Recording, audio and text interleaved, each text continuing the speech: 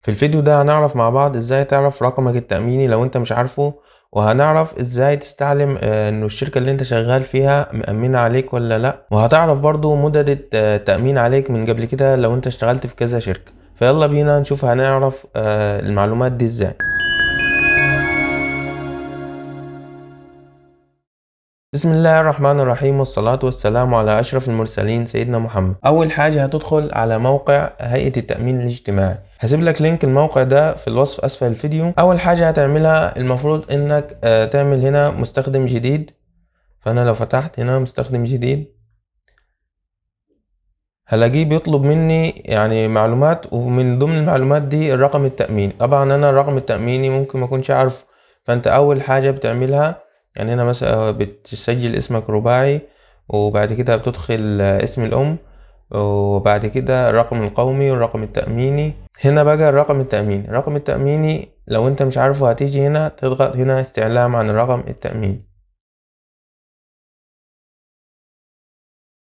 الاستعلام على الرقم التأميني طبعا مش محتاج تسجيل دخول يعني، فهو طالبه اصلا في تسجيل الدخول. فانت تيجي هنا فانت بتيجي هنا بتستعلم عليه، بتدخل هنا الرقم القومي وهنا اسم الام، بعد كده بتعلم هنا في المربع ده، بعد كده بتضغط ارسال الطلب، بيجيب لك الرقم التأميني بتاعك. فبتيجي هنا بتسجل دخول، بتدخل كل المعلومات دي وتعمل كلمة مرور وبالميل بتاعك طبعا، فالعملية سهلة. بتروح على الميل بتأكد التسجيل دخول وكده، وبتوافق هنا بتتعلم في المربعين دول وبتضغط تسجيل.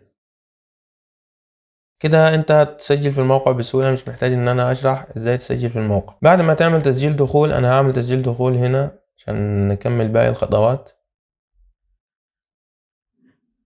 تسجيل الدخول هيقول لك ادخل الرقم القومي وكلمة المرور اللي انت سجلت بيها في الموقع.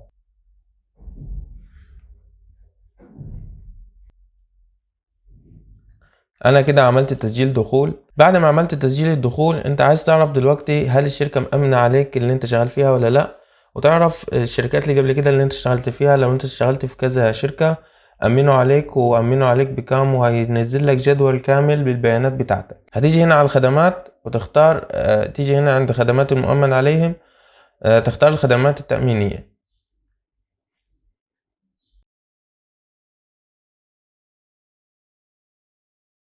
بعد ما اخترت الخدمات التأمينية هتيجي هنا وتختار الاستعلام عن مدد الاشتراك والتأمين الاجتماعي والأجور الخاصة، وتختار بدء الخدمة. هيجيب لك هنا كافة البيانات والشركات اللي انت اشتغلت فيها والتأمينات اللي اتأمنت عليك. هسيبك بقى انت تكتشف باقي الخدمات الموجودة في الموقع، وتشوف يعني تستفيد منه أقصى استفادة ازاي. لو كنت استفدت بأي معلومة في الفيديو ده ما تنساش اللايك للفيديو والاشتراك في القناة، وشكرا لكم، والسلام عليكم ورحمة الله تعالى وبركاته.